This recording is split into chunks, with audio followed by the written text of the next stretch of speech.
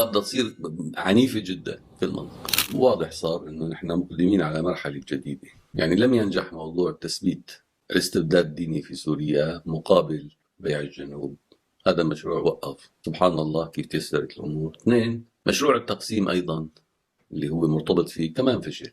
هذا الاتفاق كان من شأنه مش يعمل يعني اقاليم وبس، لا يا حبيبي، شأنه تدخل سوريا بحرب اهلية، لانه اي رسم لحدود جغرافية بين الاقاليم سيعني دماء. ليش؟ لانه في سنة بالساحل بدهم يتذبحوا ويتهجروا، في علوية بالشام وبحمص وكذا مناطق بدهم يتهجروا، في دروز بالشام بدهم يتهجروا، في بدو وسنة بالسويدة بدهم يتهجروا خلص، كل شيء كرد موجود بحلب وكذا بده يتهجر ويروح على. فشوفوا الضغط الدولي اليوم على اسرائيل، ضغط دولي هائل، انه وين رايحين؟